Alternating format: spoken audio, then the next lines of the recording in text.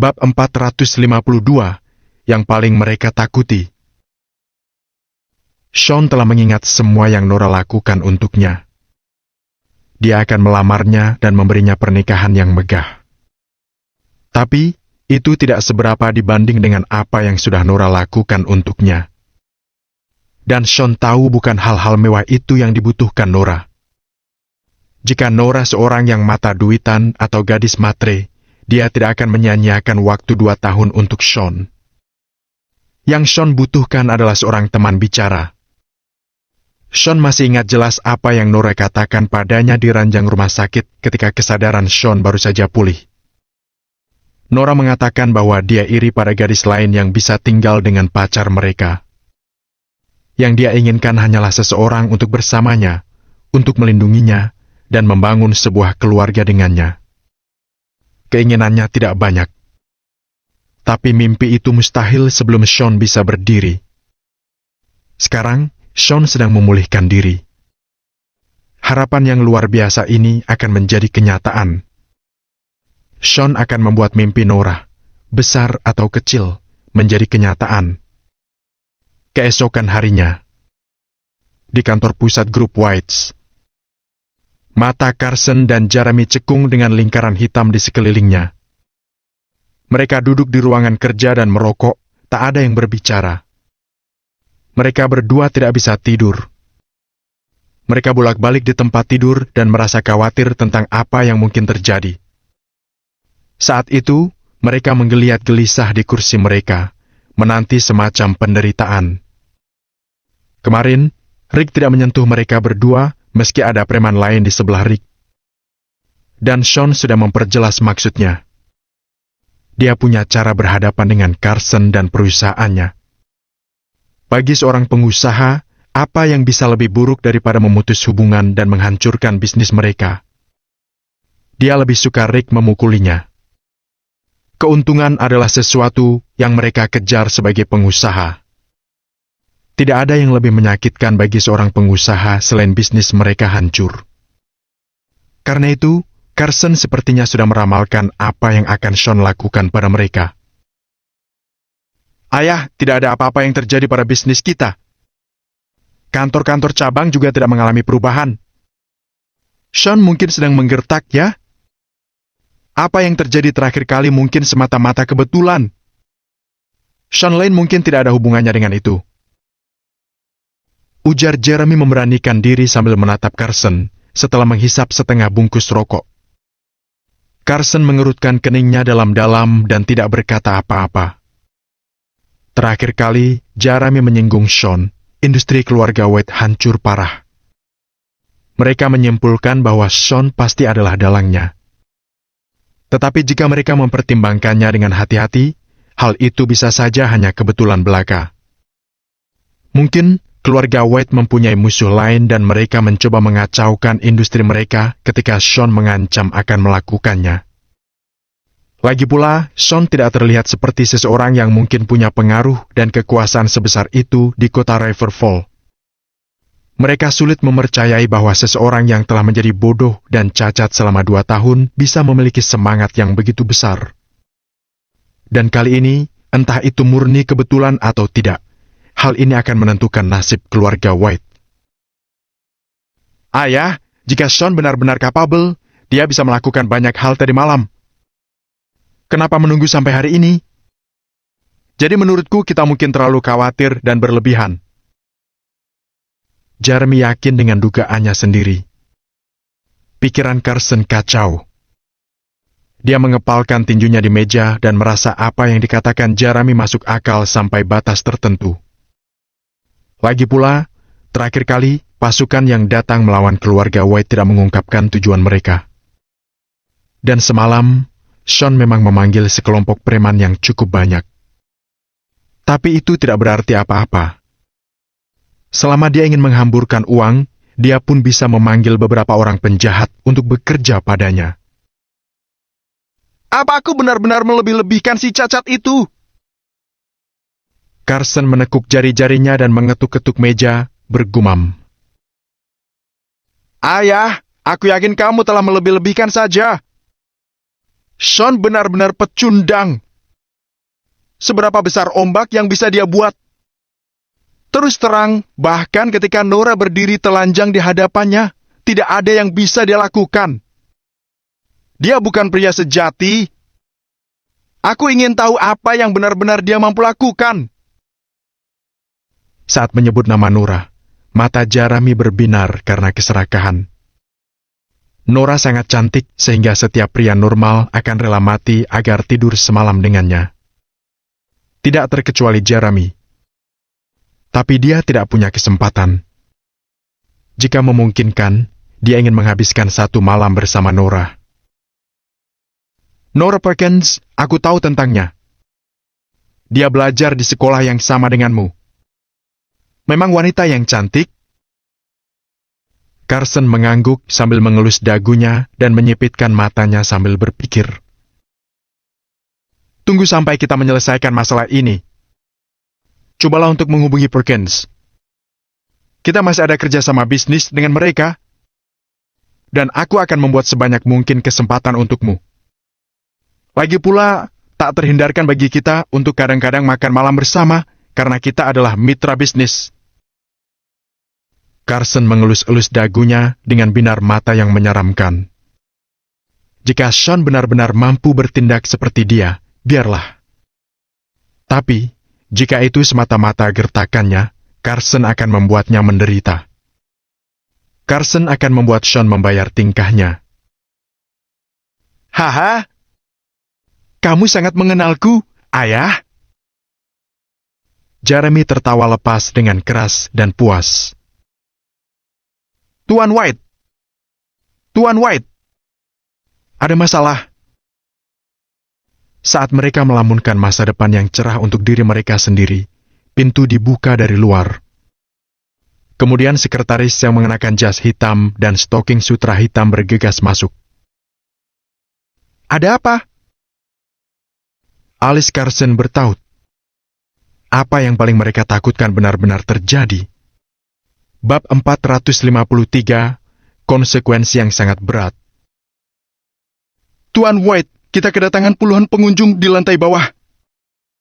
Mereka adalah perwakilan dari pemasok kita, dan mereka semua datang ke sini untuk meminta pembayaran untuk bahan-bahan yang mereka berikan kepada kita tempo hari. Sekretaris itu dalam keadaan panik ketika dia melaporkan situasinya. Oh, mereka meminta pembayaran. Sebuah cibiran terlintas di wajahnya. Sepertinya Sean akhirnya membuat gerakan. Tapi, itu bukan hal yang baru. Tidak ada hal lain yang lebih baik yang bisa Sean lakukan, bukankah begitu? Trik lama yang sama. Dan tampaknya, selicik-liciknya Carson, dia pasti mengambil tindakan pencegahan untuk situasi semacam ini. Ini belum tanggal jatuh tempo. Mengapa terburu-buru? Ketika aku menandatangani kontrak, aku telah menggelapkan tanggal pembayaran. Pembayarannya tidak akan jatuh tempo sampai bulan depan. Jadi, suruh mereka pulang dan jangan seperti bayi yang merengek panik. Carson mencibir sambil bersandar kembali di kursi dan melambaikan tangannya dengan santai. Tapi, Tuan White, ini sudah tanggal jatuh tempo sesuai kontrak. Sekretaris itu menggeleng kecil dan menatap Carson. Apa-apaan? Carson bingung. Mustahil. Aku menyuruh manajer Carey mengutak-atiknya. Apa dia mengabaikanku? Carson menatap sekretaris itu dan ada firasat buruk di hatinya. Tuan Watt, menurut saya manajer Carey tidak mengikuti instruksi Anda untuk mengutak-atik tanggal pembayarannya. Sepertinya ada hubungannya juga dengan masalah dia berhenti bekerja beberapa hari yang lalu. Sekretaris itu menghela nafas dan meletakkan salinan kontrak di depan Carson. Carson membacanya dan kemudian membanting ke lantai karena marah. Sean Lane! Manajer Carey pasti dibeli oleh Sean Lane. Beraninya dia mengkhianatiku. Sean Lane sudah lama merencanakan ini. Mata Carson membelalak tidak percaya. Dia pikir masalah itu sudah berakhir. Dan sekarang, dia tiba-tiba menyadari Sean telah mengubur bom waktu di sampingnya. Itu sebabnya dia tidak melakukan apa-apa tadi malam. Dia sedang menunggu hari ini. Tuan White, mereka sedang menunggu pembayaran kita. Apa yang harus kita lakukan? Tanya sekretaris itu gugup. Jangan panik. Aku punya rencana cadangan. Carson merenung selama beberapa detik dan mulai berbicara dengan nada mengeluh yang dingin. Tapi saat itu, telepon di mejanya berdering. Halo? Siapa ini? Carson ragu-ragu dan tetap melakukannya. Masih bisa ditahan? Bagaimana perasaanmu, Tuan White? Penelpon itu berbicara dengan suara yang tenang dan dalam. Tanda sebuah sarkasme bisa dideteksi dalam leluconnya. Carson segera mengenalinya. Sean. Sean, kamu ingin aku memohon. Asal kamu tahu, trik lemah semacam ini tidak akan berhasil lagi pada keluarga White. Carson mengertakkan giginya dan menggeram kejam. Tidak masalah. Aku juga sudah menyiapkan hadiah lainnya untukmu. Karena kamu masih bisa menahannya, kita akan lanjutkan. Sean tersenyum kecil dan langsung menutup teleponnya. Klik! Carson mematahkan teleponnya tanpa ampun dan menatap lurus ke depan dengan dingin. Ayah, apa itu tadi Sean Lane? Dia memang berulah, kan? Haruskah kita mendatanginya dan memohon belas kasihannya lagi? Kesombongan dan keangkuhannya segera menghilang tanpa jejak. Apa ada gunanya memohon padanya sekarang? Aku telah membuat konsesi dan sangat bersabar. Sebaliknya, dia terus mendesakku. Apa dia pikir dia bisa menginjak-injak harga diriku semau-maunya? Aku akan bertarung sampai akhir dengan orang cacat ini. Dengan dasar yang kuat dari keluarga White, menurutku kita tidak akan kalah dalam pertarungan melawan pecundang gila ini. Carson menyalakan rokok dan menatap sekretarisnya, berkata dengan santai. Tidak perlu panik. Mereka bisa mendapatkan uangnya. Panggil Flynn. Beberapa waktu yang lalu, aku mendapat pinjaman dari bank kota Riverfall. Untuk menghindari hal seperti ini dan mengisi kekurangan kas. Suruh Flynn membayar mereka dan singkirkan mereka. Mari kita lihat apa yang bisa Sean lakukan. Carson melambaikan tangannya dengan puas pada sekretaris itu dan berkata, Ya, Tuan White. Sekretaris menjawab dan bersiap meninggalkan ruangan. Brak! Saat itu, pintu dibuka lagi. Seorang gadis memakai kacamata bergegas masuk. Tuan White, keadaan darurat.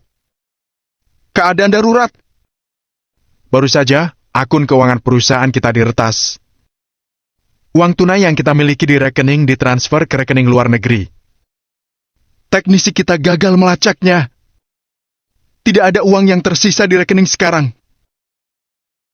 Dia tampak bingung karena hal seperti ini tidak pernah terjadi padanya sebelumnya. Bahkan peretas terbaik di dunia tidak akan mampu membuat uang tunai di akun keuangan Wash menghilang tanpa meninggalkan jejak. Pasti ini ulah orang dalam. Flynn, di mana Flynn? Carson melompat berdiri dan meraung panik. Dia tidak masuk hari ini. Mata Carson terbakar amarah ketika gadis kacamata itu mengatakan ini. Dia lalu kembali menyandarkan punggungnya ke kursi. Alasan mengapa Sean tidak melakukan apa-apa tadi malam adalah karena dia sibuk mengatur hal-hal ini dan bersiap untuk menghadapi pukulan langsung, kan? Panggil polisi! Dan tangkap Flynn segera! Cepat! Carson berteriak pada sang sekretaris. Tuan White, bahkan jika kita menemukan Flynn, kita tidak memiliki bukti nyata untuk menuduhnya. Bahkan jika ada bukti, kami tidak akan menemukan uang itu kembali dalam waktu dekat. Banyak sekali orang di bawah sana yang menunggu untuk pembayaran. Prioritas kita sekarang adalah mengumpulkan uang. Sekretaris itu menggelengkan kepalanya dan berkata dengan nada mendesak yang cemas. Kreng, Telepon di meja kembali berdering. Bab 454, konsekuensi yang sangat berat Ai. Dengan wajah pucat pasi, Carson mengangkat gagang telepon dengan ragu-ragu. bagaimana kabarmu, Tuan Wade? Apakah masih bisa tertahankan untukmu? Sean yang berbicara. Kamu! Dasar bajingan! Dalam kemarahan, tangan Carson gemetar saat menggenggam gagang telepon dengan sangat kuat. Aku baik-baik saja. Terima kasih atas perhatianmu. Carson mengepalkan tinjunya dan mengertakkan gigi sambil menjawab. Bagus sekali. Sean menutup teleponnya sekali lagi. Klik! Kali ini, Carson membanting gagang telepon kembali ke perangkatnya. Saat kemarahan membara di dalam dirinya, dia mengangkat telepon kabel itu dan memutuskan sambungannya dengan satu tarikan yang kasar. Dan kemudian dia membanting telepon itu ke lantai. Dia tidak mau menerima panggilan apapun dari Sean. Sean seperti dewa yang duduk tinggi di atas dalam suasana hati yang gembira dan melihatnya menderita. Hal ini membuatnya marah sekaligus ketakutan. Tuan Wade, apa yang harus kita lakukan sekarang? Sekretaris itu mengerutkan kening ke arah Carson dan menunggu perintahnya. Wah! Hubungi Tucker, Presiden Ban Greg. Aku telah berteman dengannya selama bertahun-tahun. Minta dia untuk meminjamkan kita sejumlah uang. Tunggu. Sudahlah, aku akan menelponnya sendiri. Carson mengertakkan giginya. Ada sekelebat kegilaan di matanya. Tampaknya Sean bertekad untuk menyingkirkan keluarga White untuk selamanya. Jika mereka gagal kali ini, bisa diperkirakan mereka akan mengalami kerugian besar. Mungkin ada beberapa konsekuensi yang sangat berat bagi mereka. Tapi jika mereka bertahan, Sean tidak akan lagi menjadi ancaman bagi mereka. Carson mengangkat ponselnya dan menghubungi nomor Tucker. Temanku sayang, kamu harus membantuku. Ketika telepon tersambung, Carson tidak berbasa-basi lagi. Temanku, aku tidak bisa membantumu. Namun Tucker, dengan perubahan sikapnya yang mendadak, menolak permintaan Carson dengan tenang. Mengapa? Apakah seseorang menghubungimu sebelum aku? Kita ini teman, dan kita telah berteman selama beberapa dekade. Carson terjatuh dan meraung di telepon. Temanku, aku lebih peduli pada diriku dan keluargaku. Jadi, itu saja. Segera setelah itu, dia menutup panggilan telepon dari Carson. Carson menurunkan tangannya dan ambruk ke kursi. Karena uang mereka dicuri dan pinjaman tidak tersedia, dia tidak punya cara untuk mengisi kekosongan kas. Mereka tidak punya sepeser pun yang tersisa di rekening perusahaan. Tok, tok, tok. Terdengar serangkaian langkah-langkah kaki di luar ruang kerjanya. Tuan White, saya mendengar perusahaan telah bangkrut. Bagaimana dengan upah kami? Bukankah besok hari gajian? Kami harus membayar sewa. Tuan White, bayar upah kami. Lebih dari 30 orang karyawan berdatangan ke ruang kerja Carson dan menuntut upah mereka. Carson tiba-tiba menyadari maksud dari sebuah pepatah lama.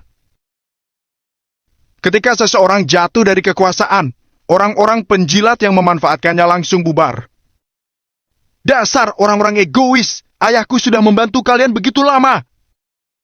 Sekarang, Ketika perusahaan mengalami beberapa masalah kecil, yang kalian pikirkan hanyalah diri kalian sendiri. Ayahku sudah memperlakukan kalian dengan baik, bukan? Jeremy melompat berdiri dan mengacungkan jarinya ke arah para karyawan sambil memaki. Apa yang dia katakan langsung menjadi bumerang. Tuan muda, berani sekali Anda menyinggung masalah ini. Kami tidak pernah dibayar tepat waktu.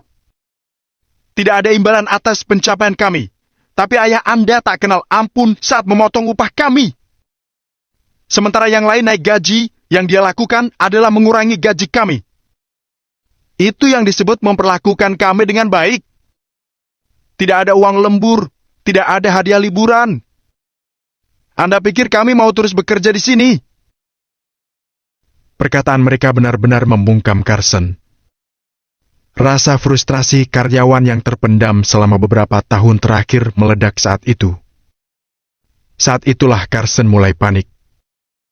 Dia mengira yang akan dilakukan Sean adalah menimbulkan kerugian besar untuk keluarga White. Tapi dari yang terlihat, niat Sean malah semakin mengerikan. Dia berniat menyingkirkan keluarga White sama sekali dan mengacaukan perusahaannya. Kring? Kring? Telepon genggamnya berdengung di atas meja.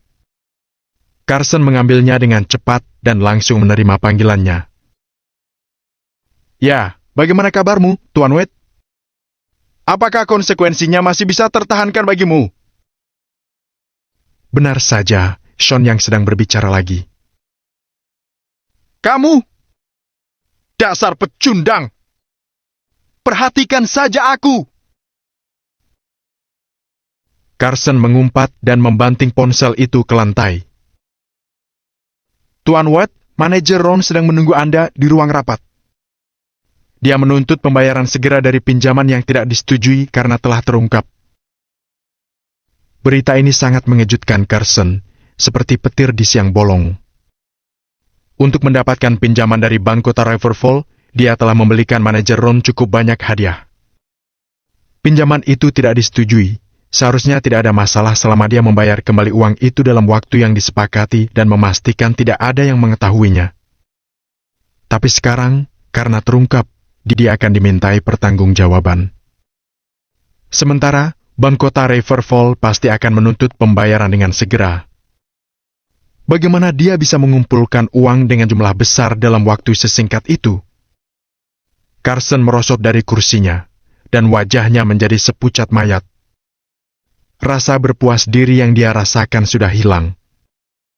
Ini adalah kekalahan telak baginya. Untungnya, dia sudah memutus sambungan telepon kabel dan menghancurkan ponselnya, yang artinya dia tidak bisa lagi mendengar ejekan dari Sean. Tuan White, seseorang baru saja datang, dan dia ingin saya menyampaikan pesan kepada Anda. Saat itu seorang satpam masuk. Apa pesannya? Carson menoleh sedikit untuk melihat satpam itu. Dia ingin saya bertanya bagaimana kabar Anda? Tanya satpam itu. Kamu? Dasar bajingan! Dalam kemarahan, tangan Carson gemetar saat menggenggam gagang telepon dengan sangat kuat. Aku baik-baik saja. Terima kasih atas perhatianmu. Carson mengepalkan tinjunya dan mengertakkan gigi sambil menjawab. Bagus sekali. Sean menutup teleponnya sekali lagi. Klik! Kali ini, Carson membanting gagang telepon kembali ke perangkatnya. Saat kemarahan membara di dalam dirinya, dia mengangkat telepon kabel itu dan memutuskan sambungannya dengan satu tarikan yang kasar.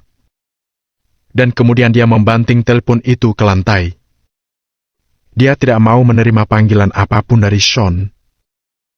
Sean seperti dewa yang duduk tinggi di atas dalam suasana hati yang gembira dan melihatnya menderita. Hal ini membuatnya marah sekaligus ketakutan. Tuan White, apa yang harus kita lakukan sekarang? Sekretaris itu mengerutkan kening ke arah Carson dan menunggu perintahnya. Wah! Hubungi Tucker, Presiden Ban Greg. Aku telah berteman dengannya selama bertahun-tahun. Minta dia untuk meminjamkan kita sejumlah uang. Tunggu. Sudahlah, aku akan menelponnya sendiri.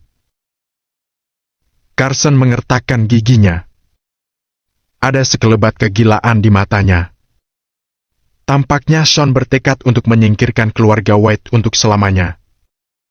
Jika mereka gagal kali ini, bab 455, kagum dan takut. Keluar! Keluar dari sini! Sejenak Carson tertegun, lalu tiba-tiba melompat berdiri dan melontarkan makian. Bagaimana dia bertahan? Bagaimana kamu bertahan? Tuan White! Kata itu seperti kutukan dan Carson tidak tahu bagaimana menjawabnya dan juga tidak bisa menyingkirkannya.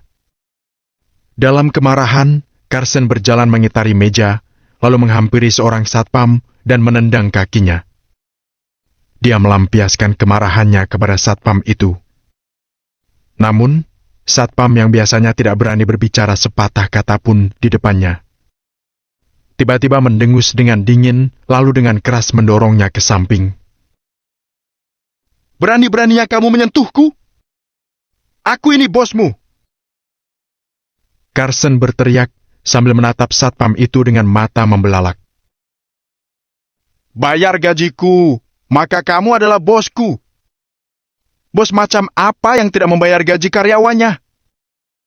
Kamu akan tahu seberapa jauh kita bisa bertindak jika kamu mencoba menyangkal hutang.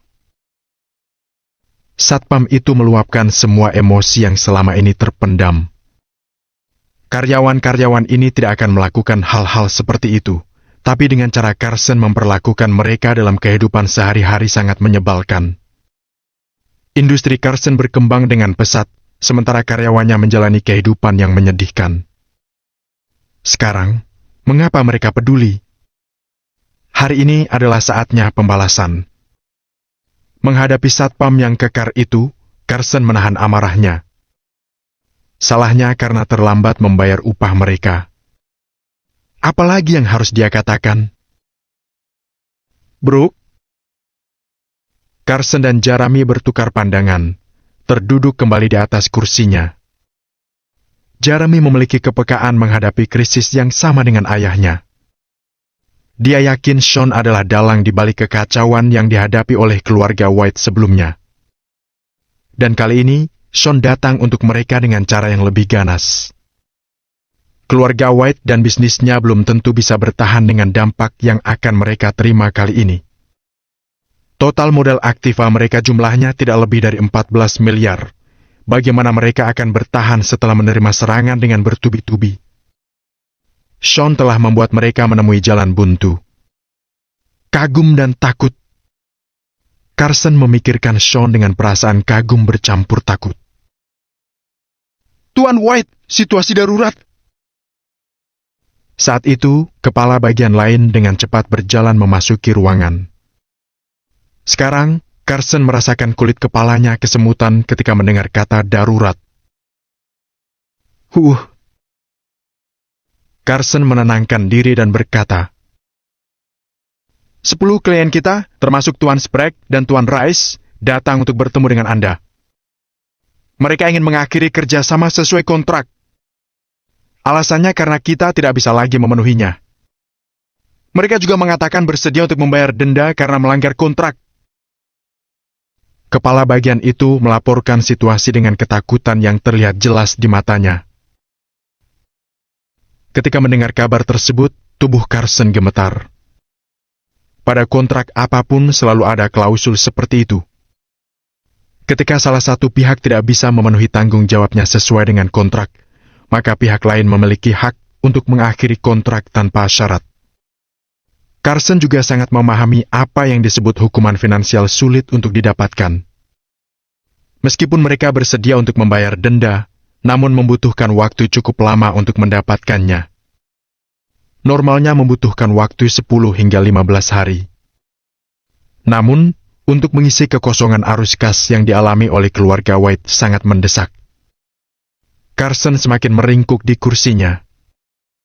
Dia mengira Sean akan melakukan sesuatu yang hanya mengakibatkan beberapa kerugian pada keluarga White.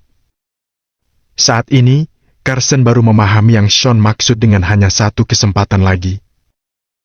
Sean telah memberi mereka kesempatan, tapi mereka menyia-nyiakannya. Sekarang, yang Sean ingin lakukan adalah menjungkir balikan seluruh keluarga White. Ayah, katakan padaku, apakah kita masih bisa memohon padanya saat ini? Jeremy menatap tak berdaya ke arah Carson. Carson menunjukkan senyum masam di wajahnya, tidak tahu bagaimana menjawab pertanyaan itu. Saat itu, ponsel Jeremy berdering. Berikan teleponnya pada ayahmu. Ketika mengangkat panggilan tersebut, Jeremy bisa mendengar suara Sean. Ya Tuan Lane. Tanpa ragu, Jeremy melakukan apa yang diperintahkan dan memberikan ponsel itu kepada Carson. Kamu masih bertahan, Tuan White? Kata dan nada yang sama tergiang di telinga Carson. Tuan Lane, saya sudah tidak sanggup lagi. Saya minta maaf. Saya bersalah. Tolong, katakan saja apa yang Anda inginkan dan ampunilah keluarga White serta perusahaan saya. Saya akan menuruti apapun yang Anda katakan. Carson mengertakkan giginya sambil memohon pada Sean. Kalau sudah tidak sanggup, maka lepaskan saja. Sebentar lagi, orang-orang dari grup Acton akan datang menemuimu. Lakukan serah terima. Setelah itu, Sean menutup telepon. Carson sekarang tahu Sean selalu memiliki keterkaitan dengan grup Acton. Menurut apa yang dia katakan, dia ingin grup Acton mengakui sisi industri White. Tuan Lane, apakah Anda harus sejauh ini untuk menghancurkan keluarga White? Carson mengertakkan gigi, lalu berteriak ke telepon. Kamu benar-benar ingin aku menghancurkan kalian semua? Apakah kamu kenal Christian Garner? Sean tersenyum samar. Carson merasa terkejut karena tiba-tiba Sean menyinggung tentang Christian Garner. Tentu saja, dia mengenal Christian Garner, seseorang yang sangat berkuasa di kota dan pemilik kasino Oleander. Ya, bukankah dia sudah meninggal? Carson sedikit mengerutkan kening dan bertanya. Kamu tahu bagaimana dia meninggal? Pertanyaan Sean sangat retoris. Carson butuh waktu hampir 10 detik untuk memahami apa maksud Sean. Tuan Lane, saya tahu apa yang harus saya lakukan. Carson gemetar sejadi-jadinya sambil menganggukkan kepalanya berkali-kali. Uang dan perusahaan mungkin memang penting. Namun, semua itu tidak ada apa-apanya dibandingkan dengan nyawa. Karena Sean mampu membunuh Christian Garner, kemudian dia masih bebas berkeliaran kota ini. Menghancurkan keluarga White pasti mudah dilakukan jika dia mau. Carson menyerah pada Sean. Pada saat yang sama, di dalam kediaman Nyonya Perkins, Kenneth dan para tetua lainnya sedang berbincang dengan wanita tua itu. Nyonya, apa yang Anda khawatirkan? Tanya Kenneth setelah menyesap teh. Kamu ingat apa yang Sean katakan pada Carson semalam? Sean mengatakan bahwa ada cara-cara untuk menghancurkan keluarga White. Menurutmu cara-cara apa itu? Wanita tua itu memperhatikan sekeliling ruangan dan bertanya. Dia hanya menggertak. Keluarga White adalah keluarga terkemuka dengan aset bernilai miliaran. Aku tidak melihat ada cara yang bisa dia lakukan terhadap mereka. Aku akan sangat terkejut jika dia mampu melakukannya. Tidak mungkin. Sama sekali tidak. Dia hanya berbicara keras.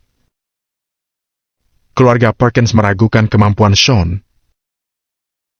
Apa yang kamu katakan masuk akal? Namun, aku ingin melihat dengan mata kepalaku sendiri apakah Sean punya kemampuan. Jika dia benar-benar bisa menghancurkan keluarga White sendirian, aku harus mempertimbangkan kembali untuk mempertahankannya di keluarga kita. Wanita tua itu mengangguk pelan dan berkata dengan nada lembut. Nyonya, Anda terlalu khawatir. Sendirian, Sean adalah... Sebelum menyelesaikan perkataannya, terdengar suara nada dering yang menginterupsi. Halo, Kenneth yang berbicara. Dia mengeluarkan ponselnya, lalu menekan tanda terima. Apa? Beberapa saat kemudian, tiba-tiba Kenneth berdiri, wajahnya penuh kengerian. Setelah hampir 1 menit, Kenneth terduduk ke atas kursi. Apa yang terjadi? Nyonya Perkins bertanya sambil mengerutkan kening. Baru saja, keluarga White melakukan konferensi pers dan menyatakan bangkrut. Kemudian, grup Acton telah mengakuisisi perusahaan mereka dengan 1/10 dari total harga. Bahkan Kenneth sendiri tidak menyadari mulutnya gemetar saat mengatakan ini. Ah! Semua orang tersentak. Keluarga White bangkrut. Apakah ini perbuatan Sean? Dan grup Acton juga terlibat. Apa hubungan antara grup Acton dan Sean Lane?